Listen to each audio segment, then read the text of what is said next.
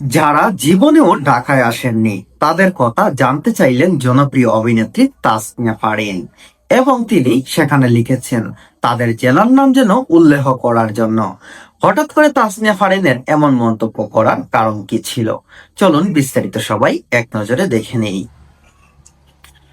বিনোদন জগতের জনপ্রিয় অভিনেত্রী তাসনিয়া ফারিন এক দশকের অভিনয় জীবনে ছোট্ট বড় পর্দা ওটিটি সহ সব মাধ্যমেই নিজের যোগ্যতা প্রমাণ দিয়েছেন।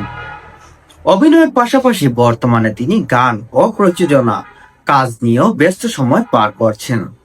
সম্প্রতি সামাজিক মাধ্যমে দেওয়া একটি পোস্টে ভক্তদের কৌতূহলের কেন্দ্রবিন্দু উঠে এসেছে এই অভিনেত্রীর। জনপ্রিয় অভিনেত্রী তাসনিয়া ফারিন ছোট্ট পর্দা নাটক থেকে শুরু করে ওয়েব সিরিজ এবং বড় পর্দা সব জায়গাতেই তিনি তার দক্ষতা দিয়ে প্রমাণ দিয়েছেন তিনি একজন দক্ষ অভিনেত্রী। আজ রোববার 18 জানুয়ারি সামাজিক যোগাযোগ মাধ্যমে নিজের ভেরিফাই ফেসবুক পেজে একটি পোস্ট দিয়েছেন তাসনিয়া ফারিন। সেখানে তিনি তার ভক্ত অনুরাগীদের কাছে জেলার নাম জানতে চেয়েছেন। আজ রোববার 18 ফেব্রুয়ারি সেখানে চিত্রনায়িকা তাসনিয়া ফারিন ফেসবুকে একটি স্ট্যাটাস দেন। সেখানে তিনি জানতে চেয়েছেন তার ভক্ত এবং দর্শকদের জেলার নাম। পোস্টে ফারিন লিখেছেন, একটা জিনিস হঠাৎ জানতে ইচ্ছে করলো, এখানে কেউ কি আছেন যারা জীবনেও ঢাকায় আসেননি? আর না এলে আপনি কোন জেলায় বাস করেন?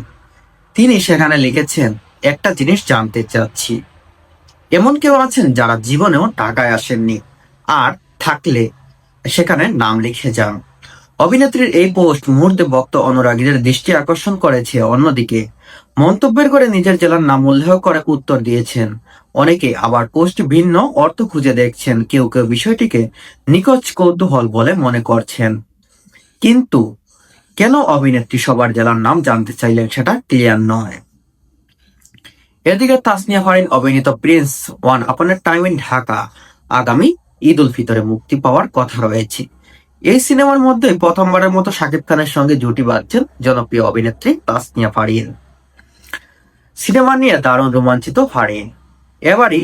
এরই মধ্যে সিনেমাটির শুটিং শুরু হয়েছে।